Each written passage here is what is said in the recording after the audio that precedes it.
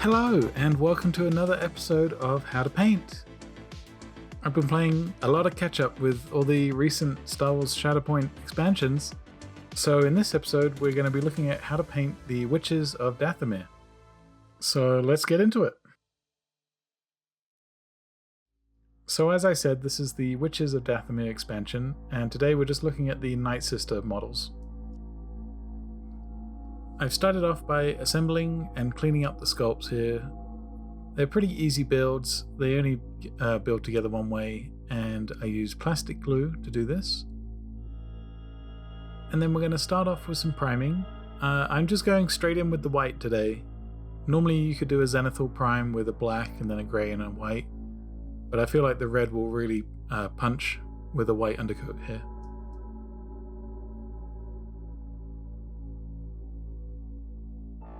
And then I'm going to be using this Comart color red that came with the airbrush, I think. I don't know where it came from, but any kind of cherry red will do. This is a specifically designed airbrush paint, so it's really thin. If you wanted to, you could do a spray can red as well, or base the miniature in a red paint by hand. And then, yeah, like I say, my airbrush came with the yellow as well, which is great for today.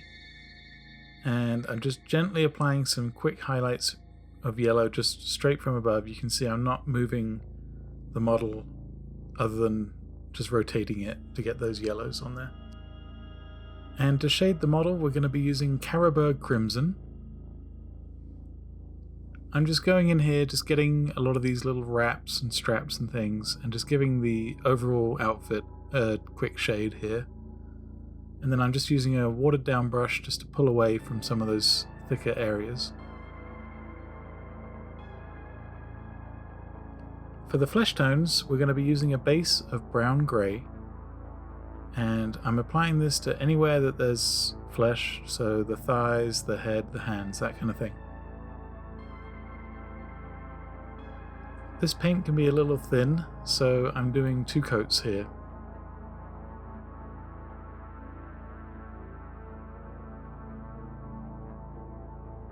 I'm not too worried about all these small areas in between the leg wraps just yet, but I am getting all of the main joints like the elbows and shoulders.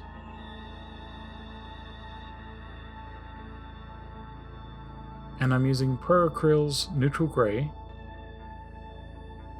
and just applying this to the weapons.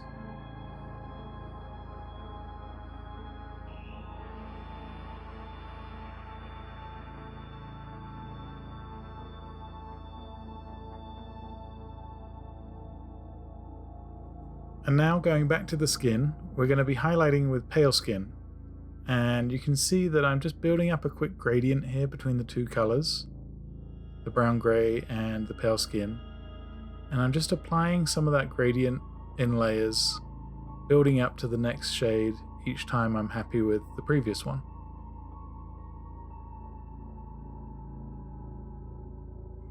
And before I get too carried away, I'm using some coal black mixed with some of that neutral grey, and I'm applying the face markings at this stage. And there is some sculpt here, so I'm just using that as a guide.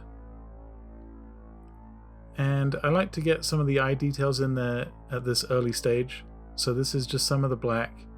I'm just dotting the pupils, and then going in with a light grey, almost white, and putting in some whites of the eyes here. A good tip is to try to get them to focus on something to the left or the right if they can, rather than looking straight ahead. And then I'm going back to that pale skin mix and I'm building back up those skin tones. If I've made any mistakes with the markings or just a little too heavy on the eyes, at this stage I can clean it up.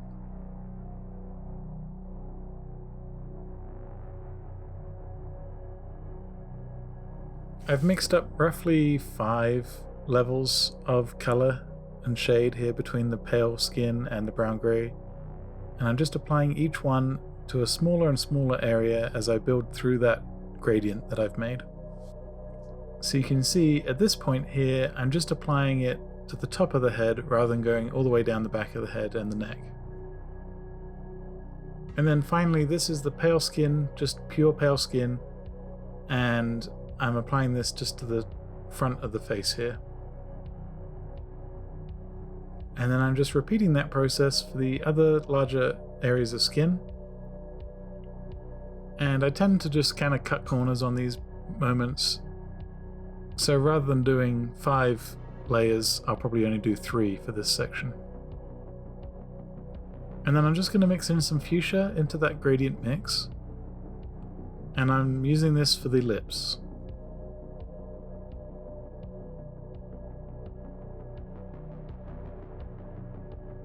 And for the leg wrap sections, I'm not starting with a brown grey, I'm just jumping in with the pale skin.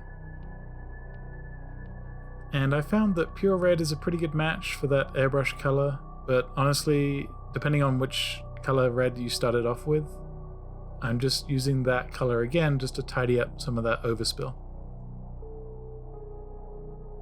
And we're using bold titanium white, again by Pro Acryl, and just applying this to the smoke behind the characters. This ended up being 2 layers, I think. And this ends up being a nice undercoat for our neon green.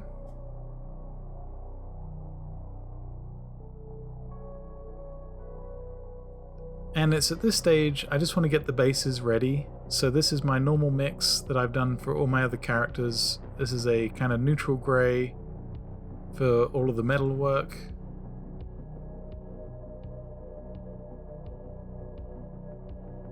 And then I use Skrag brown for the rest of the ground.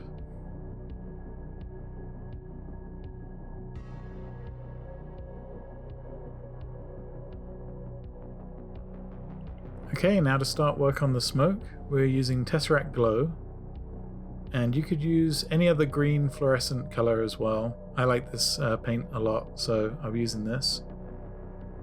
And I'm applying this quite thickly, I want it to sink into all those recesses, and it acts a lot like a contrast paint.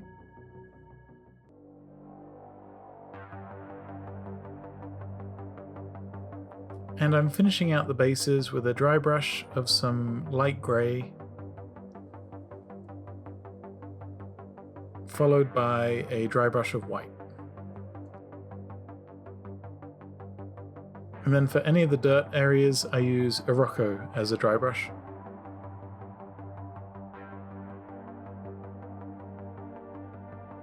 For the weapons, I'm using just some of those greys and whites on the palette that I've got, and I'm just adding a few gradient lines to the swords and the bow and things like that.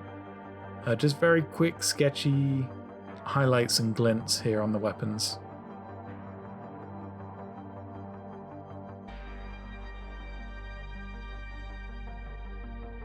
And for the rest of the bases, I'm airbrushing on some of that Tesseract Glow. And if you don't have an airbrush, you can always glaze this on as well. That's where you lightly apply the color and then you use a damp brush just to pull it away from the edges. I've gone back to the white and I'm just adding in those final highlights on the edges here. It helps sell the glow that it's actually part of the ground.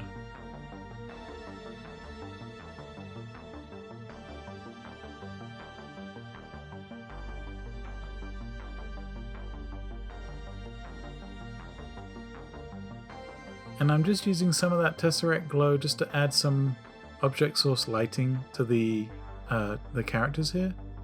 And this is just building up some of that green on the edges. And I've mixed some white with that Tesseract green, and I'm just applying this to the edges of the smoke just to give it a little bit more dimension. Okay, I'm using Ardennes green here. And this is towards the tips of the smoke. I wanted it to look like it's kind of trailing off. I didn't want it just to look green all the way up the stack. And then what I'm doing is I'm mixing in a little bit of black and applying that to the very tip.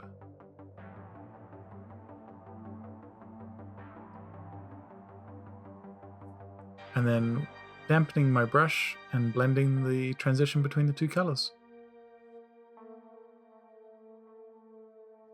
For the outfit's highlights, I'm using Lava Orange, and just applying this sparingly to some of the edges of the hood and some of the edges of the fabric. I'm also using this for Mother Talzin's hair.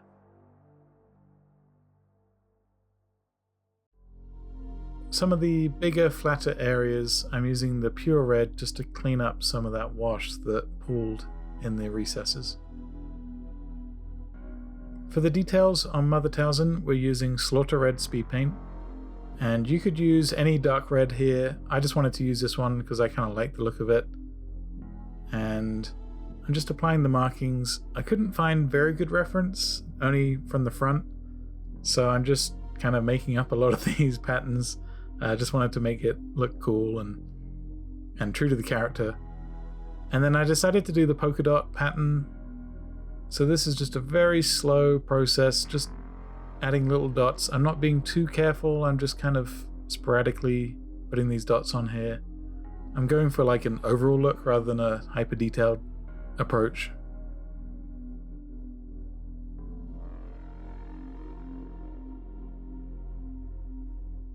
And then I'm just adding some patterns onto the back. This ended up being a little sloppy, so I may end up going back and reworking this. And then lastly, like the other characters, I'm adding in some areas of glow.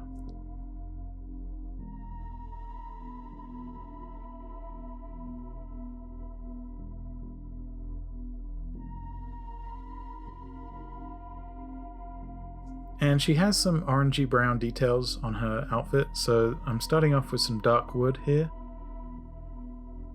And again, just using some reference photos and taking some extra care not to get it on the existing glow and things like that.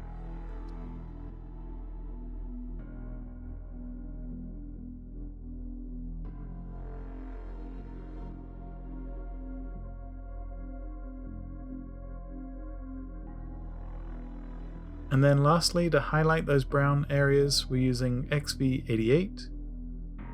And I'm just using this for the belt and the side of the shoes here.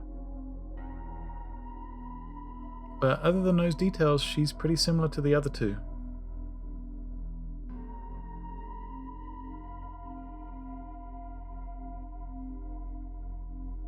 And there you go, the Witches of Dathomir.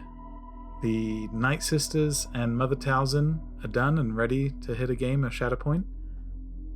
I absolutely love these characters in the Clone Wars, and they're very quick and easy to paint. Thank you again so much for all your recent support. We're getting close to some real personal milestones with the channel, which is great, so expect some more painting challenge videos and quick tip videos, and as always, how to paint videos. If you're new to the channel, please consider subscribing. And if you enjoy watching these every week, like the video, comment down below, tell me how I did. Thank you so much, and I will see you in the next one.